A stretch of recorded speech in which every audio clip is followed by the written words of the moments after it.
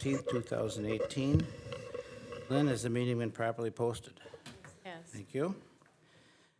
We don't need roll call, all three of us are here, so. Opportunity for citizens to address the committee. Steve, do you want to join us then? Is that microphone on?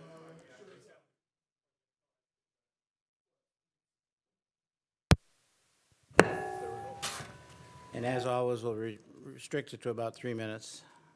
Thank you. My name is Steve Schmitz. I live on Comanche Lane in Waukesha. Yesterday, Mr. Carl Locke and I sent a letter to Board President Joe Como with a copy to all the board members. Should I stop? Is there a echo? We got to move something. Switch that way.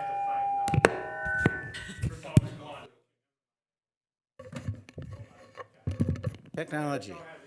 Testing. Is that better? Try it. Start over. Yeah, please. My name is in Waukesha. Yesterday, Mr. Carl Locke and I sent a letter to Board President Joe Como with a copy to all the board members with some questions about the process used by the Safety and Security Committee in dealing with the assault weapons ban resolution. Because the questions pertain to policy or procedure, I'm here with a couple of comments. At one of the meetings of that committee, the chairperson read 2 messages that she had received on that topic. The people that I have been working with on this matter all thought we had to show up in person in order to make a comment, and I thought that's what the board bylaws say, which is what Mr. Locke and I referred to in our letter to Mr. Como. But I read those bylaws again, and I now wonder if having to show up only applies to board meetings and not to committee meetings. So maybe that is something that should be addressed as a policy issue by this committee. Do you have to appear in person to make a comment, or can you mail it in? Talking now about committees. A related question is, if it's okay for the chairperson to read comments, as Ms. Roddy did, can the chairperson decide which ones to read? We have asked Mr. Como to ask Ms. Roddy if she read all the messages that she received or just a select few. We hope to hear from him on that, but maybe this is another aspect of that question for this committee to address.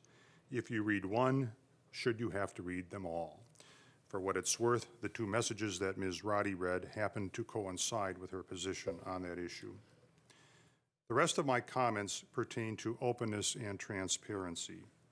The first meeting of the Safety and Security Committee was not televised, even though the main agenda item, the assault weapons ban resolution, was and is a matter of widespread community interest.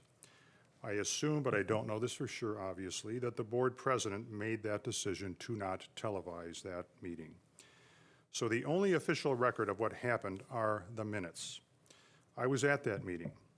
When the district office sent me a copy of the minutes and I looked at the section about the assault weapons ban discussion, my reaction was, where's Joe?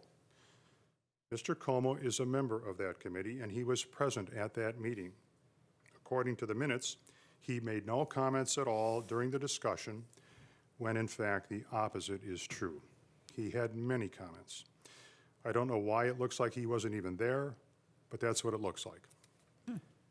Different committees have different ways of having minutes prepared and approved, and that's fine, except what happened here maybe isn't fine because it gives the appearance, whether it's true or not, of an attempt to hide things from the public. And that could all have been avoided by televising that meeting. That's the best record when you have it on television and on a video.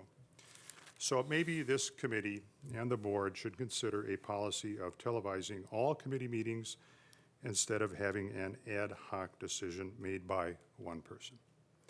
Those are my comments, and I appreciate your time. Thank you, Steve. We will look into this. Thank you.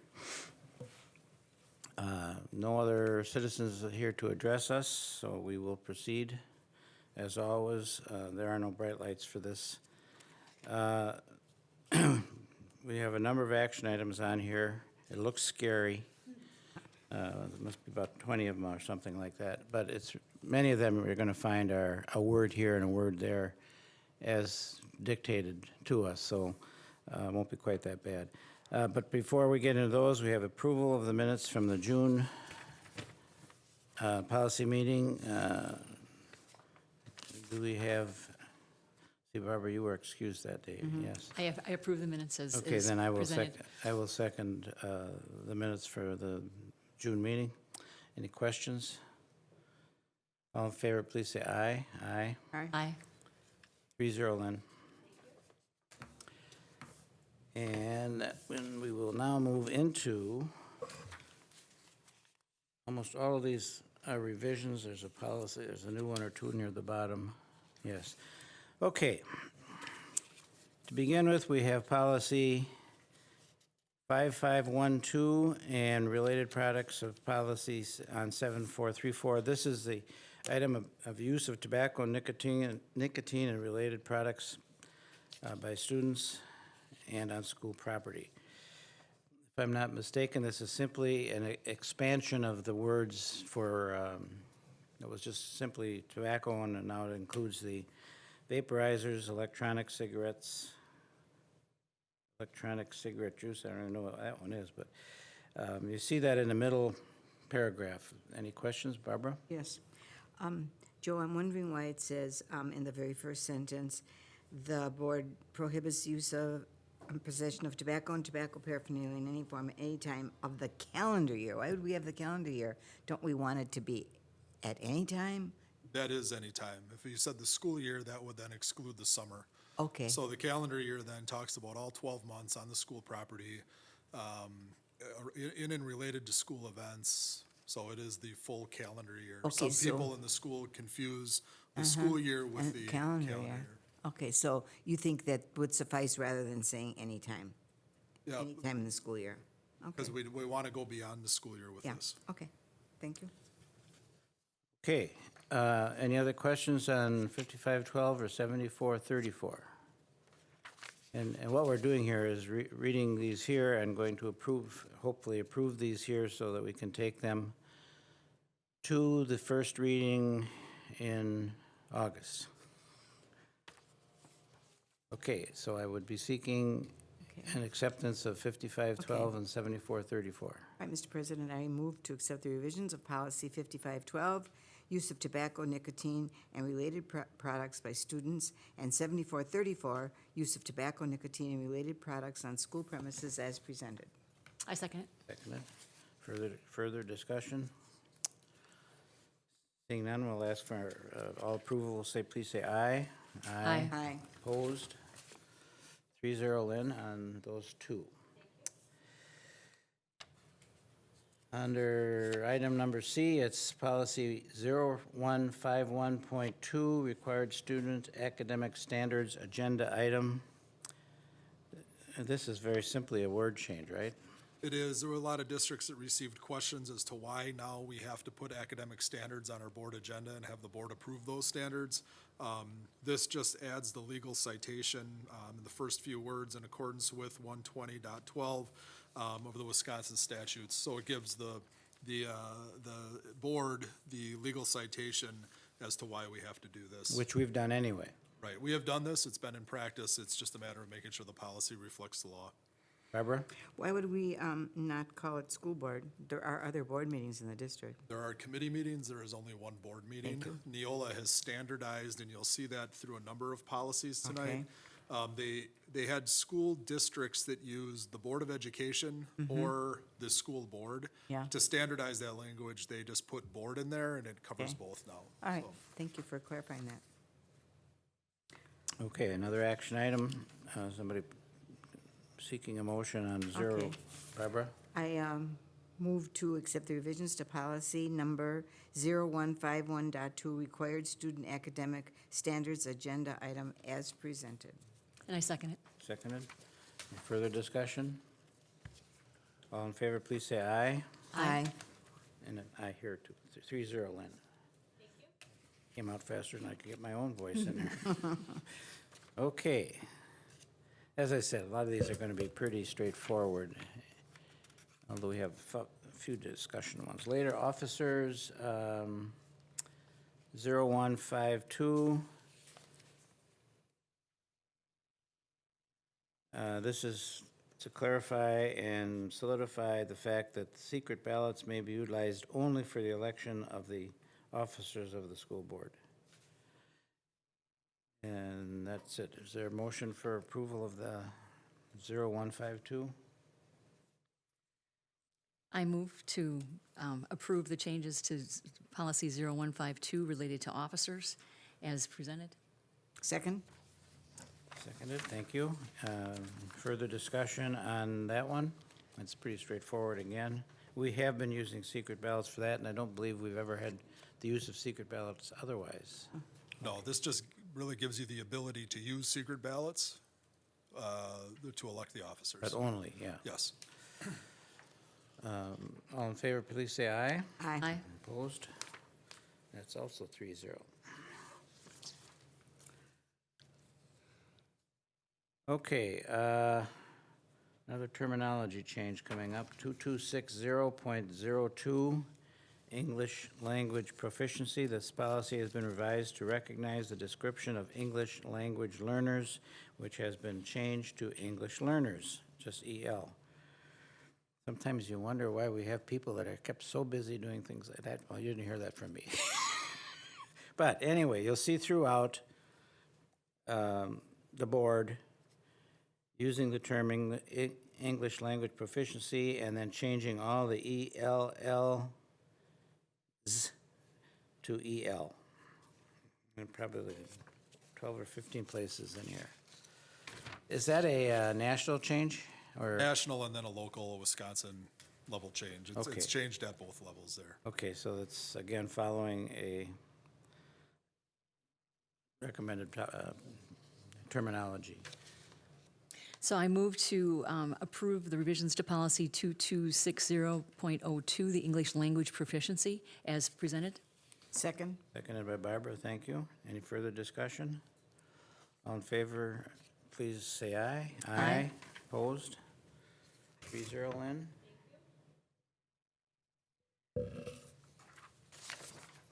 Okay, this one is a little bit more interesting. 2271, Early College Credit Program. This has changed some of the things we've been doing, and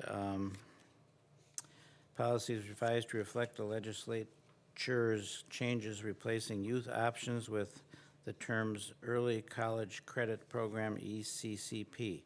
Joe, can you fill in a little bit more on that one, please? Yeah, we had forecasted this a little while back, that this policy, the Youth Options Program was going to be renamed Early College Credit Program.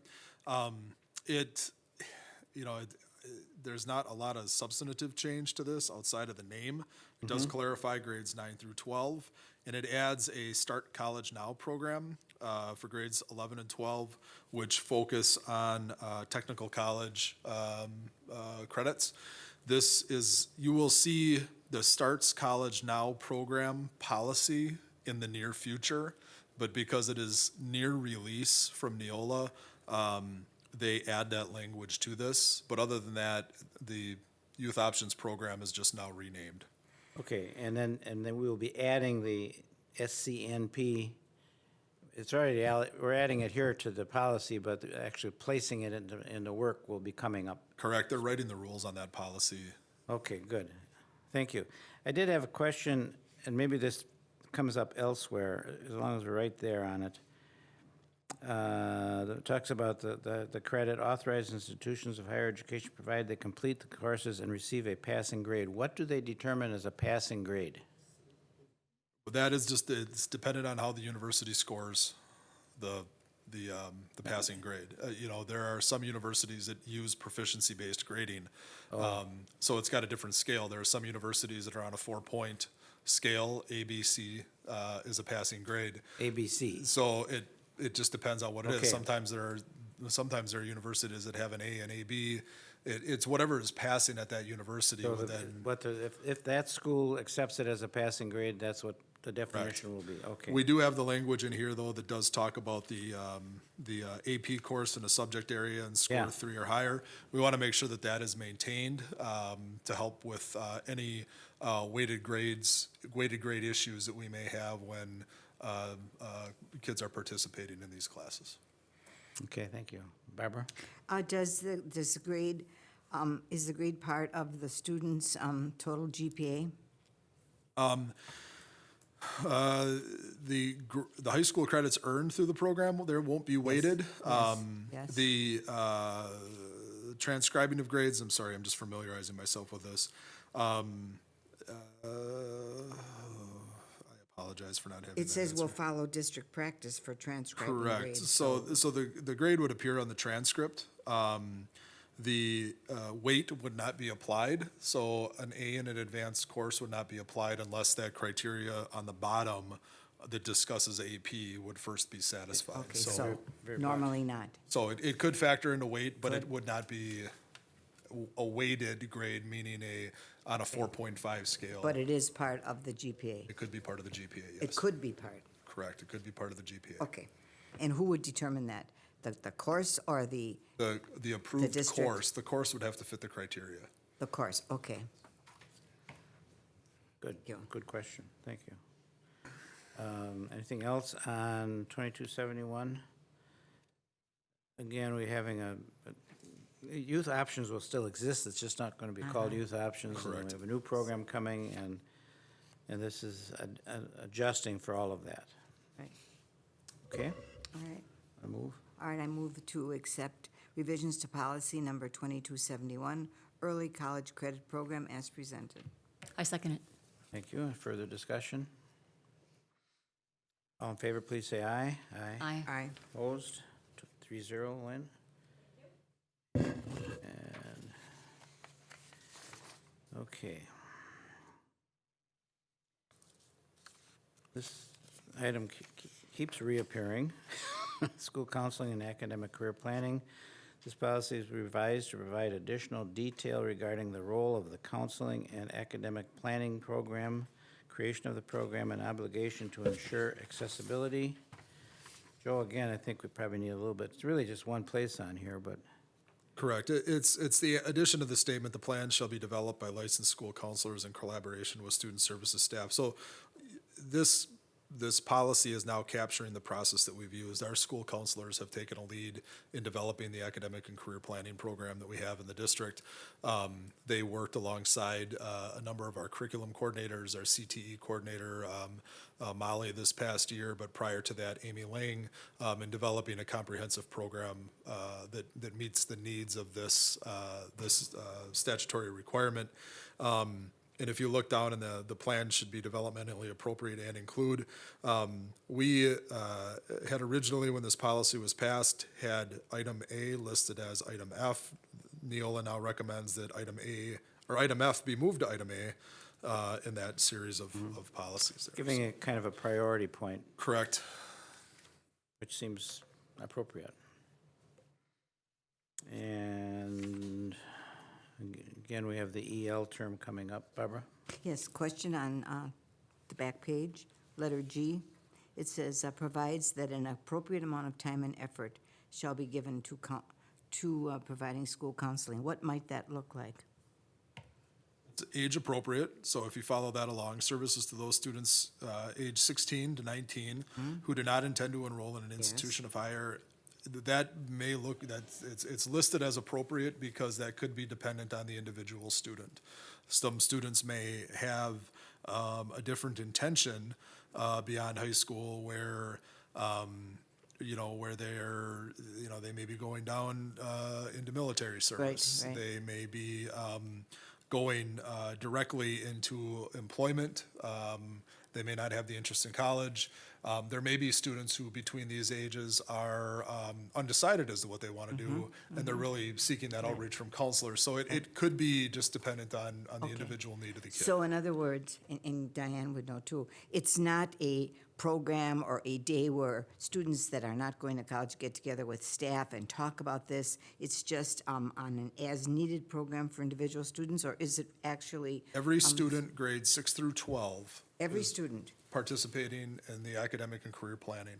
Everybody gets a meeting? Everybody at our secondary level is participating in this through what would be advisory periods, opportunities where they're working in a classroom setting with a teacher Okay. through a set Okay. number of lessons that would help the students through this Okay. exploration in academic and career planning. And I think this is important, too.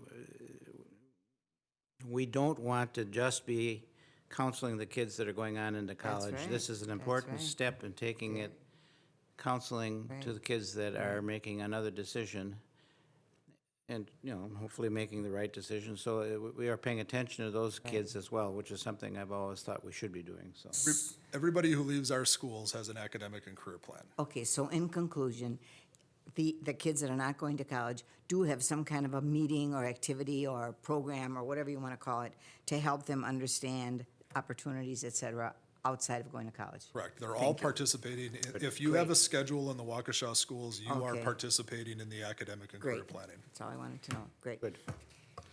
Want to move on it then? No. Want to make a motion? Sure, it's your turn? Sure. Your turn, go, I'm sorry. Or going I back move and to forth. approve the revisions to policy 2411, school counseling and academic and career planning. As Second. presented. Further discussion? I think we all agree with that one. Good. Well, please say aye. Aye. Aye. Aye. Opposed? Passes 3-1, 3-0 also. Okay. 3160 and 4160, they're similar. One is for professional staff, one is for the support staff. This is policy, has been revised consistent with the 2017 Wisconsin Act 107, which replaces the required tuberculosis test with a tuberculosis scanning questionnaire, with testing required only if indicated through the screening. Again, we have some terminology in here. The deletion of education on the title for the board, okay. And right in the beginning paragraph, including a, tuberculosis screening questionnaire subject to further tests. Barbara? Oh, not bothering you. All right, 2 questions, please. The first question is, can we request this exam of existing employees if there's been significant illness that could be associated with this disease? Nothing about this would prevent, if we had a situation where there was a case of tuberculosis that was brought into our Or schools, suspected? where testing could be done. I mean, it's, the old practice was you took a TB test prior yes. to being hired. Oh, yes. And so the TB test was read, and then you got hired, and then you could work for a system for 35 years, travel throughout the world, and never be tested again. That's right. And then if you were an employee in a position that, was perhaps a little bit more transient, where you went from district to district to district to district, you could have 5, 6, 10 TB tests. That's right.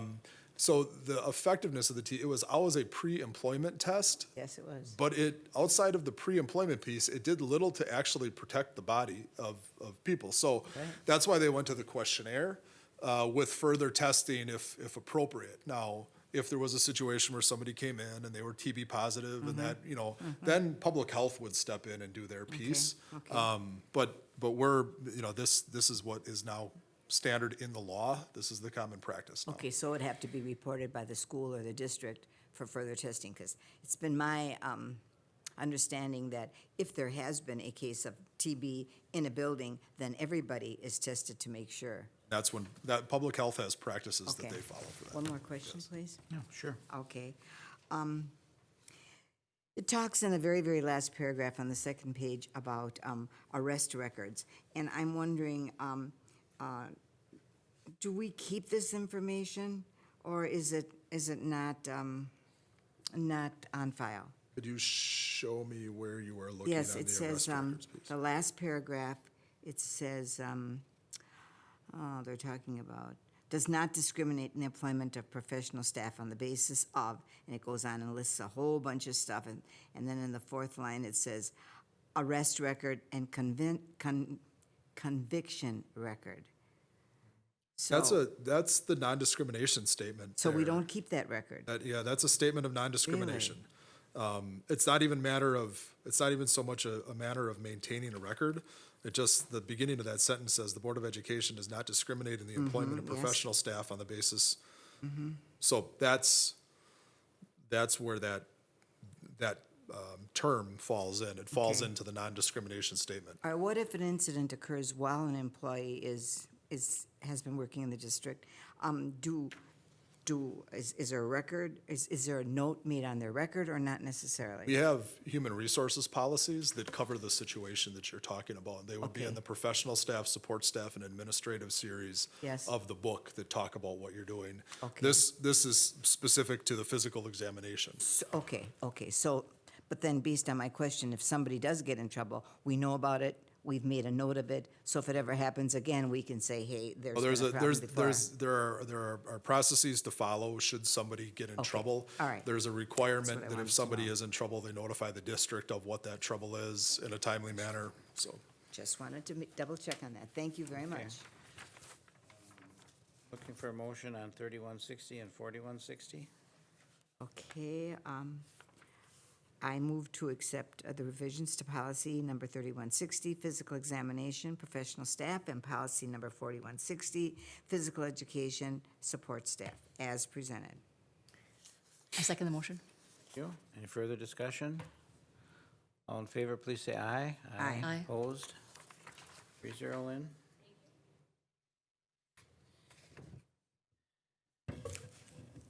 Weapons, 3217 and 4217. This is a revision with language to recognize limited circumstances in which adult non-students might possess a weapon on district property. Options have been clarified to separate lockback knives as a separate option from other knives. This one requires a little bit of explanation. Joe, can you help? Sure. If you look in the first paragraph, it says to the extent permitted by law. That obviously it is what it is. I mean, the law gives us certain parameters that we can prohibit weapons. If you go into those selections, exceptions to this policy include the recent update and change in law eliminates the area where it says cased unloaded firearms in a locked vehicle driven parked in any part of the school grounds. So that is not prohibited by policy. Say, for instance, somebody was a hunter and they were going to go duck hunting in the afternoon and they had their gun cased in their trunk and out of sight. It's not permitted to do that anymore on the school grounds. Yeah, we gotta be careful. You're right. It's not permitted To do. to disallow that. In other words, you are allowed now to have that weapon in your car. Well, the exception to this policy now is weapons under the control of law enforcement personnel while on duty or Oh. qualified former law enforcement personnel, off-duty law enforcement officers, or out-of-state law enforcement. So those are the only people who could That's have a right. weapon That's right. on the school property. Right. And that is consistent with what the law says. The law did remove the piece where it says case unloaded firearms. That is now taken out. But strictly for the officers. That now only a law enforcement officer, an off-duty law enforcement officer, and an out-of-state law enforcement officer would be permitted to have that on their Permitted. person. Under E, a lockback knife having a blade no longer than 3 inches in length. This was taken out because it has been removed. They got rid of the lockback requirement. So now the statement says, what is allowed is a knife lawfully used for food consumption or preparation, or a knife used for lawful purposes within the scope of a person's employment. So for example, we may have an art teacher who has an X-Acto knife that they're using for a project, a foods teacher who may have a food preparation knife, but then also our custodians who may use a multi-tool that has a blade on it as part of it. So like a Leatherman or a Gerber locking, where you have your pliers and your screwdriver and so on and so forth. It would be permissible within the scope of their employment to have that blade on that because it's part of the tool that they're using. So that is now permitted under this policy. But no longer is it permitted to have a lockback knife It's not longer than 3 inches. correct. The law changed, took that out. And so what we're saying in the terms of policy is, as a district, we are saying that you may have a knife on you if it's lawfully used for food consumption, Right. food preparation, or a knife used for lawful purposes within the scope of the employment, which would be that situation where you had the multi-tool. Right, yeah. Okay, Joe, what about parents, volunteers, other people that come into the schools on business, et cetera? They may be gun-carrying people. There is the concealed carry permit holder piece, section of this policy. Nothing in this policy prohibits an employee with a properly issued permit to carry a concealed weapon from exercising his or her rights. Goes on to say, however, a staff member who is a holder of a concealed carry permit license or recognized by the state may not by virtue possess a concealed weapon anywhere in or on school grounds, including parking areas. So it does, this policy pertains to staff, what you have in Staff front of only. you here. Yeah. The weapons policy then also talks about, these are staff, support staff and professional staff Right, policies. right.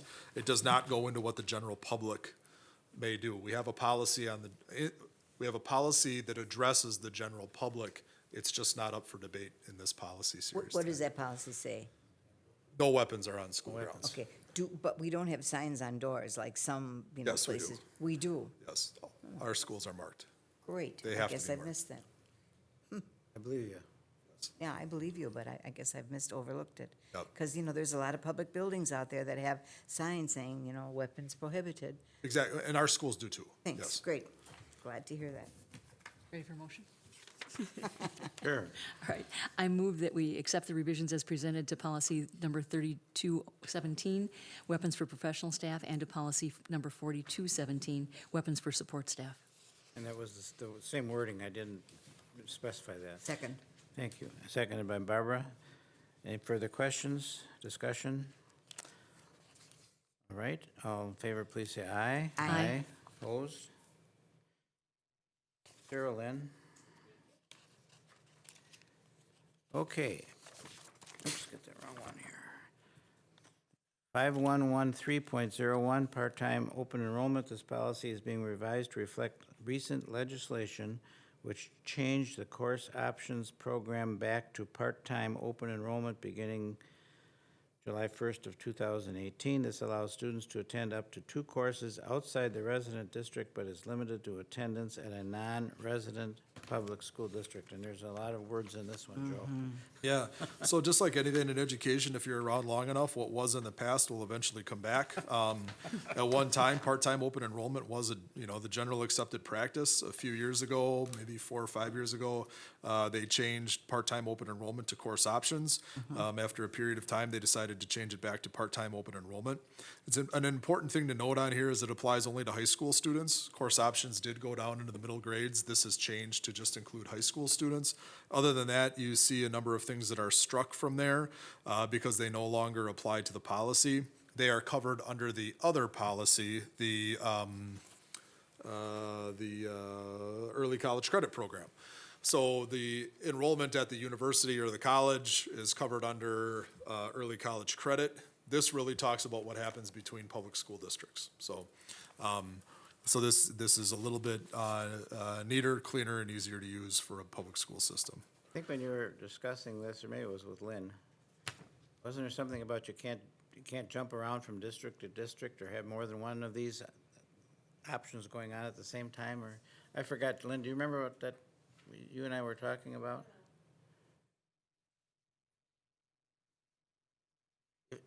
If not, okay. We'll assume that it's accurate. There were a number of situations under under course options where a school district would receive a student through open enrollment. And so when you think about that transfer, it was, a student who is here under open enrollment, we want kids to open enroll in, obviously, but you get less money for a student who is open enrolled into your district. And then those students who were open enrolled in would then participate in part-time, or in the course options program going somewhere else. And so you were paying the tuition Right. out of an already reduced rate to another institution. This does make it a little cleaner in that you have to be a resident district who applies for part-time open enrollment out, or you need to be the receiving person in this, so that it cleans up that dollar exchange at the end. Okay, Barbara? So the rationale generally is because other public schools may have courses that we don't have that the student may be interested in. That's an option. We do have in this policy the language that talks about, again, the AP requirement and the weighted grade requirement. Okay. Lynn, I have two little typo type things. The very, very first line, the board will provide high schools students. I don't think that S belongs there. And on the third page, I think we have to re-identify the E paragraph to be the D paragraph. That's one of the things that'll happen automatically. Automatically when the with that changes- new system? Yeah, Okay. the system doesn't allow me to strike things like that. Takes the fun out of it. Yeah, but thank you. Okay, thank you. Any further questions on? No. Ready for the Yep, motion? yes, please. Okay, I move to accept the revisions to policy number 5113.01, part-time open enrollment as presented. I second the motion. Seconded by Diane. Further discussion? All in favor, please say aye. Aye. Opposed? 3-0. Excellent, thank you. Revision to policy 5460.01, diploma deferral. This policy has been clarified to be consistent with the age requirements of the Individuals with Disability in Education Act, IDEA, where students remain eligible for special education services throughout the end of the school year after they turn 21. And this is quite simply a change from previously, it was the very last sentence, to complete the current, it used to be current semester, now it's the current school year. And it's really all it is. We have always operated in this capacity. There were a number of school districts that said if you turn 21 in August, you would, or I'm sorry, in September, you would be done then in January when that semester ended. This allows those students to go through the remainder of the school year. Okay. Barbara? Yes, approximately how many students do we have in this particular category? Students with disabilities, I Stayed would, older, 21. I would say that stay fully to 21, somewhere in the 20 to 30 range. Really? That would be kind of on the high end. We've had some Yeah. years that have been low, 10 to 15, but it's generally been in about that. Wow, It just, again, it depends on the cohort that's going through. Though if you do look even beyond special education, with the services that we provide at East and a number of other That's right, locations, East, yes. with our competency diploma and the other programs, we have a lot of students who are going to school, into their 19th and up to their 20th year, because the state of Wisconsin does provide the free appropriate public education to anybody age 4 to 20 who resides in the state. It's So not necessarily a special education. this applies specifically to special ed, It but does. it's not just students with disabilities who are accessing Okay. our services beyond 18 years old. Okay. I like to see the clarification, that is what was the practice, Yep. and to see that that's actually what Yeah, the that's policy's now saying. I think that that's a good one. So I will move that we accept the revisions to policy number 5460.01 pertaining to diploma deferral as presented. Second. Further discussion? All in favor of accepting it, please say aye. Aye. Opposed? 3-0, Lynn? Thank you. And I got something stuck together here. Policy 0155, committees. Committees of the board are all subject to the open meetings law. This policy is revised to specify the requirements of a quorum for purposes of taking action. And you will see the sentence right in the middle of the page. A committee shall require a quorum consisting of a majority of its members to take action. And again, I don't think we're doing anything here that we aren't already. Correct. There were a number of policies that we're getting into right now. There was a Supreme Court case that was decided, I believe it was last school year, against the Appleton School District that had to deal with open meetings requirements. And so as a result of that, Neola has gone through that ruling and is making policy suggestions to its Wisconsin school districts. That being under committees, they are making sure that the statement is in there that talks about a quorum. We've always operated under We've this. always done that, yeah. Barbara? That doesn't mean that, two committee members outside of this room could discuss a topic. You just don't take any action on it. Is that correct? That could constitute a walking quorum, and that is something to be avoided at all. Depending on the number of people that are talking. Well, 2 people on this committee On this is a committee. quorum. Yes, I understand that. So, as long as so it's not yeah, a I mean, quorum. you really want to make sure that any board business is discussed within the scope of the open meeting. Those topics that would fall under the exceptions to that would be discussed in executive session. So we would always want to operate that we've got a publicly posted meeting, and that's where we would be discussing Right. board business. Right. Thank you. You even have to be careful about telephone conversations. Telephone and conversations, email emails, and conversations. everything and all. else. Oh, yeah. So be careful, yes, and we have a very good record of being okay. Ready for the motion? Yes, please. Okay, I move to accept revisions to policy number 0155, committees, as presented. I second it. Further questions, discussion? All in favor, please say aye. Aye. Opposed? 3-0, Lynn. Policy 1210, Board Superintendent Relationship. This policy is revised to remove language about board oversight of administrative guidelines as the guidelines are created and revised by administration. And this is simply striking a sentence which says the board shall retain oversight of any administrative guidelines established to implement board policy. And what it's really saying is that that job is the responsibility of administration. The board is not. Dr. Gray has the final authority on the administrative guidelines for the policies. The board has directed him to make sure that we have administrative guidelines, and they've turned that responsibility over to him. And he delegates those as appropriate, but he does give his final blessing on all of those. He and I meet once those are all developed. And again, this is a byproduct of the Appleton case. Oh, it is? Yes. Okay, I move that we accept the revisions as presented to policy number 1210, board superintendent relationship as presented. Second. okay, moved and seconded. Any questions, discussion? All in favor, please say aye. Aye. Opposed? 0, Lynn. And as I said, a lot of these are going to be pretty straightforward now. We got safety standards. 7430, yes. This policy is revised by removing the express authorization to create a committee. This does not preclude the person charged from the responsibility for choosing to organize a committee to assist in his or her role, but it need not be expressly authorized in policy. That's a bunch of words that I'm not too sure I can turn into. So if the board is directing a committee, be it one of the established committees of the board or a committee to have a specific function, that committee is subject to all of the open meetings requirements. And under the safety standards, we have a board safety committee, which talks about, the safety and security committee, which talks about a number of topics. But this really gets into the safety standards, the day-to-day stuff, the stuff that Glenn Norder and his team do.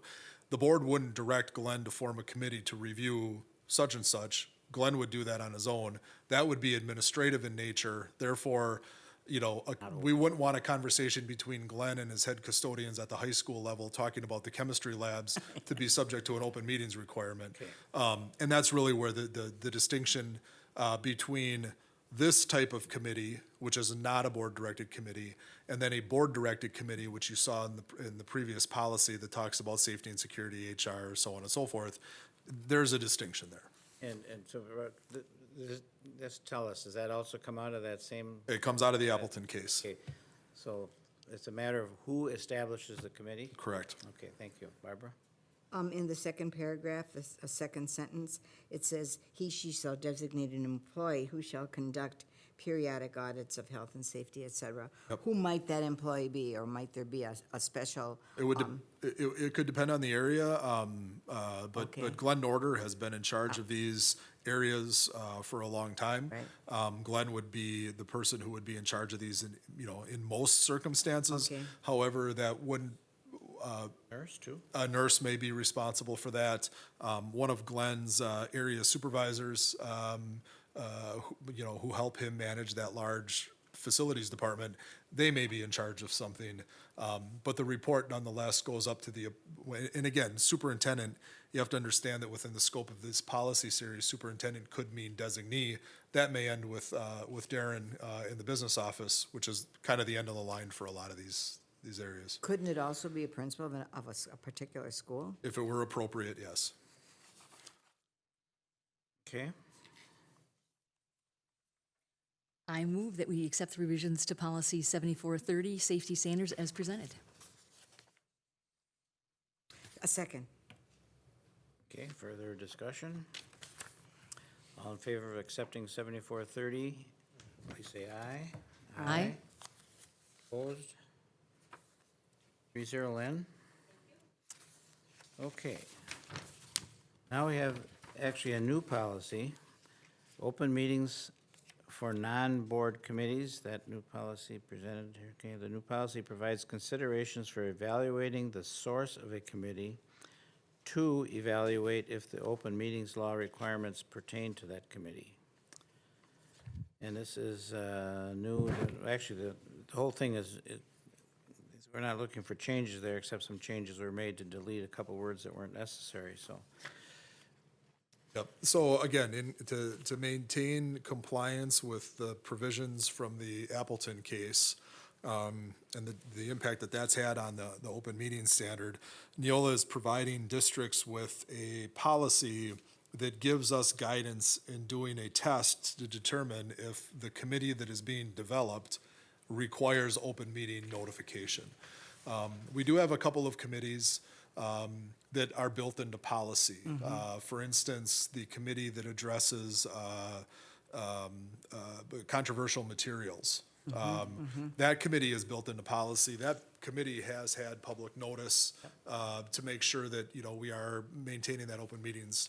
If we have to form other committees to perform similar type tasks that is not already spelled out in a board policy, we want these guidelines to help us do that so that we stay in compliance. Yeah, and for those people that might be listening to this, this is a relatively long thing, but it has quite a list of questions on it. I guess this is what you said by a test, so we would ask ourselves the questions to determine whether or not this probably should be open or not. Correct. And so just looking at that, the first question, how is the group created? By board policy. If it's created by board policy, now you have open meetings requirements. If you go down to point 4, informally at the building or the department level, then you're getting into situations where you may not have those open meeting requirements, so. Good example. Okay, Okay, Barbara? all right, ready for the motion? All right, I move to accept the proposed new policy number 8309, open meetings for non-board committees as presented. I second it. Diane, any further discussion? All in favor, please say aye. Aye.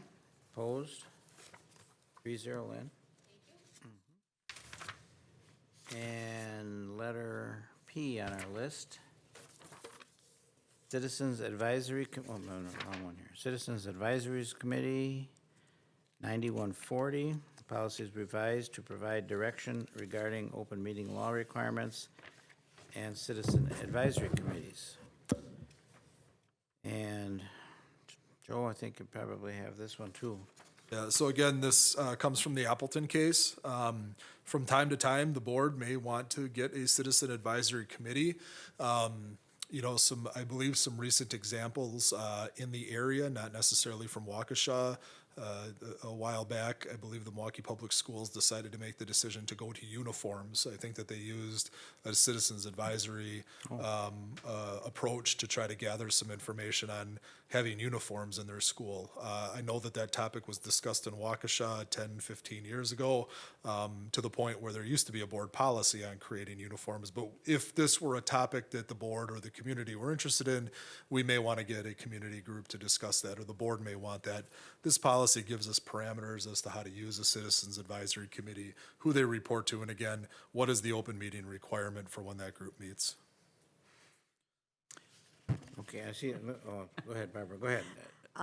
Just for your information, several years ago, perhaps even before I was on the board, we did have a school that wore uniforms. That was White Rock, and that was by parent decision. But it didn't last long. And I was just looking at the very last sentence, because it does talk about advisory committees, if created by the board, are subject to the notice provisions of open meetings, so. So really, just kind of the general is, if the board creates something, it's an extension of the board that has the open meetings. If it's administratively created, it may not be subject to open meetings, such as a school leadership team. You know, there's just different requirements for each group that gets together. Okay, All right, move that we approve the revisions to policy number 9140, Citizens Advisory Committees as presented. Second. you. Further discussion? All in favor of accepting 9140, please say aye. Aye. 3-0. Nope, yeah. And believe it or not, this is the last one on this list for the first reading in August. District support organizations. This policy is revised to provide direction regarding the open meetings law requirements and citizen advisory, yes. District support organizations. And again, this comes out of the Appleton case, this clarification. You'll notice on there that the superintendent is authorized to provide support and assistance as appropriate upon the request of such an organization. This does talk about parent-teacher organizations and such. And then it does talk on the bottom there that each volunteer organization that intends to work with the school setting may only do so in cooperation with the principal and other staff members, including such activities as fundraisers, meetings, and the like. So again, we need to make sure that there's cooperation between these groups. It also is explicit in that it says each group shall abide by the policies of the board. I think we've had any issues with that. Okay, I move to accept revisions to policy number 9211, district support organizations as presented. I second the motion. Seconded by Diane, thank you. Further discussion? All in favor of accepting 9211, please say aye. Aye. Aye. Opposed, none. 3-0. And that is the list of our action items to be read at our board meeting in August. And that concludes that part of our agenda, which I just about lost track of the agenda. There we go. We also have, we read the first readings of two of the policies at our July meeting, and we would be bringing them back to the board in August for the second reading and approval. Those policies were 2340 field trips and other district-sponsored trips, which dealt with field trips are required, applications for overnight field trips are required no later than 18 months in advance of the first day of the trip. Overnight, out-of-state, and foreign travel only be approved for students in grades 9 through 12. We had no objections to this in the first reading, so we have nothing to change on this? No. Okay. And the other one was 5460, graduation requirements. And this is the one where we, go back to, we extended the wording to be a little bit clearer on students that have, here it is. The student may participate in the commencement exercises if the graduating senior's financial obligations to the school district of Waukesha have been satisfied. Students who demonstrate a financial hardship will have their status reviewed on an individual basis through fee waivers. No fee waivers will be considered without timely request be made by the family. This was quite simply to clear up the issue about how we deal with seniors moving across the stage for their ceremony, and to be sure that we have not done anything to impair their ability to do that. Right. Barbara? What do you mean by timely request? I mean, that could mean a lot of Timely is things. student dependent. If a student is in a situation where they have had notice throughout the course of the year to make sure that fees are paid, their family has been made, given that notice, which our business office does, and we do through handbooks and policies and such. And there's no major life event for that student as the year goes on, and they don't request a fee waiver until the last day of school, that may be denied. There might be a student, though, who has been making efforts or who had a relatively stable home situation, and suddenly in the middle of May, there's a major life event that changes that student's circumstances. That may be a situation where that is treated differently. We have to have the latitude to treat each situation differently because in many circumstances, what rules or what practices could be applied to one individual would not necessarily fit the circumstances of another. Good And we answer. need to make sure that the policy addresses what is the norm and then gives administration the ability to address the exceptions as they come forward. Good answer. So we don't have to make any changes to No. these, because I think they're, have been properly read and will be coming back in August. That leaves us with other business recommendations for future committee meetings. We received 2 of them in a citizens' statement earlier. Joe, I think you and I maybe can talk about how we might want to work these into the future. Yeah, and there would be some, just based off of the feedback that we got tonight, there would be some decisions that would need to be made about the televising all committee meetings because not all committees are televised. Specific, the safety and security was addressed. We've had a safety committee that was a board-designated safety committee. It was publicly noticed. It's been in place for as long as anybody can remember. It had never been televised in the past. So what we'd have to look at is some practice around these things. And then any other bylaw type conversation. Technology has never, Technology's not, yeah. Correct. but it's- HR hasn't been. HR. Safety and security So we was have to not talk about the those. first night. So we'd have to have some discussion about what it means to have that requirement in place. Board workshops haven't been. Is that something that gets dumped into this bucket? So, and the other question that comes up is minutes. We can look into that one. yep. Is safety security going to be a monthly televised meeting, or was it just this month because of the request from community? That's a decision that the board has to make as it wants to entertain all of its meetings. Because I think that, again, past practice at that committee was that it was not televised. It was a Yes. new board committee, but it was, it was advancing a committee. Up until that meeting, half of our board committees were televised, the other half were not. So if we need to make some consistency in practice, I think it's going to have to be a discussion that would happen, it would have to be something that comes up, obviously, through the committee, the policy committee, to the whole board. So will this be an agendized item for the policy committee or for the full board? It'll have to come back, because it would be a policy adjustment. It would have to be first We have come to as a start here. policy. We'd have to come here and really see what that means for our organization, if that's the direction we want to Okay. go. So then, Mr. President, I'd like to recommend that we agendize it for a future meeting. We will. Thank you.